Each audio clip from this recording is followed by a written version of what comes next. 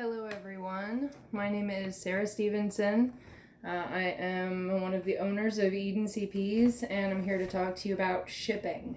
I've had a lot of people ask me, how do you ship a plant? Whether it's the hobbyist selling a couple of pieces of their plant or if it's somebody starting out a little nursery or whatever. It can be a little daunting at first, I'm sure. So there's going to be some basic tools that you're going to want to start with. Obviously, you're going to need tape. You're going to need scissors. I like to use rubber bands. You'll also need paper towels and either saran wrap or plastic baggies so that you can wrap the root ball. I like to use long fibered sphagnum moss to wrap the roots. It holds enough moisture and it doesn't really, drip all over the place and make your box wet, and then that gets thrown away by the post office. Nobody wants that happening. So, got to keep that moisture contained. So, I'm going to go on ahead and just wrap a plant for you. This method I use on a lot of my longer plants, I guess. This one is in a penthes, and it's, 10 inches or so. So what I do is I take I have the little paper towels that split so you can choose your size. But I put it on there, and I have a little bowl of sphagnum moss. So this is long fibered sphagnum moss, and it's a little bit damp. I don't want it soaking. And then I put a little bit down on the paper towel, and then I rest the roots kind of on top of that. And then I just wrap the roots in it. You might need a little bit more. Looks like that'll be good. Then, let me see if I can get this. I do this little folding thing. Let me get my rubber band ready. And I use rubber bands because if you tape around the paper towel, obviously it's going to get moist, and if you don't tape it right, the tape is going to get wet and come apart. So what I do is I fold like this, and then I fold like that, and that's just to kind of keep all of the sphagnum moss in there so it doesn't come out the top. Then I fold up at an angle that way and up at an angle that way. And then I just fold the little extra down, and then I wrap that down and around the backs of the plant. It's kind of like origami a little bit, but it all holds. And then you take your rubber band. Voila. So then you wrap that in either some plastic wrap or a little plastic baggie. You can tape the plastic baggie shut if you want, no big deal. So once you have your plant all wrapped up, I guess I can go in and put the plastic wrap. I hate plastic wrap. It's sometimes hard to work with. Okay, so got our plastic wrap, and we're just gonna wrap that one around like that. All right, so there we go, all ready to go. So now I'm gonna I have these big sheets of packing paper. It's probably overkill on certain plants, but I feel like once you roll them up, it provides extra protection. So we are going to put the plant there so that there's a little bit of space on the end and a little bit less on the bottom, because you're going to fold the bottom up. So with most plants, some of them, they have all the leaves going down.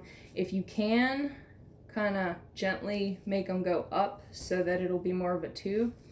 Otherwise, fold them down as gently as you can, but don't crush them, obviously. So we're going to gently lay that down, and then we're just going to go like that, and then you fold up towards the root ball, and if it's a slight angle like that, that's fine, and then you just roll that way. And then if this starts coming down, you just fold it up a little past it, like that. And then when you roll in, it's kind of like when you get flowers at a flower market or something. And you take a little piece of tape, you just tape that right down. So then the root ball is snug at the end and you can see the plant in there. So it has all of that space in there. So then I kind of like to look down there and make sure that I'm not going to pinch the plant. But you want to like kind of pinch a couple inches above where the plant is. And you can sometimes tell which way you should pinch, because if the plant is kind of spreading this way, then you kind of want the pinch to go that way. You'll see when you do it. But anyway, you just pinch it a little bit, and then I like to go like that. And that actually gives the top a little more firmness to it. It's almost like the plant is in its own little tube inside of the box. So that plant is ready to go. Now, when shipping plants, it's always good to kind of go with the size box of what you're doing. You want there to be some clearance around though. You don't want to like say, oh, okay, I have a plant this big. That's exactly how big I want the box. You know, you need to put a little bit of stuffing on either side to protect it and everything. So as you can see, back up a little bit. There's a decent amount of clearance on either side, and this is the smallest of the tube triangle boxes. I like these because I don't feel like they crush like the other boxes do. And you can order these online at USPS. They will deliver them to your house for free. Obviously, this is a priority mail box. Now, there is normal priority mail, and then there is flat rate priority mail. There is a big difference, okay? With priority mail, you can ship, 13 ounces or less for super cheap. Anything under a pound priority is going to be like $9.50. And these boxes are cool. You have Priority Mail Express on one side, and then you have Priority on the other. So if you need to get something there quicker, then you just use that. But be careful, because I've actually accidentally packaged some stuff with that on the outside, and I just shipped it anyway. But anyway, so these are the flat rate boxes. Now there's not that much difference between the large and the medium. Okay, this is the large, and this is the medium. They say flat rate. Where is it? Okay, medium flat rate. See, it says it right there on the bottom. It's backwards probably, but medium flat rate. Large flat rate. If it says flat rate, you have to ship it flat rate, which is going to be more expensive. I think it's like almost $15 for a large flat rate. So you really don't want to use that unless you're shipping weight. If you're shipping weight, yes, it can be beneficial. Anyway, all right, so I like to put kind of an extra layer of paper around them, because that layer of paper is like right against the plant. So I get one more piece of packing paper, and I kind of loose roll this one a little bit.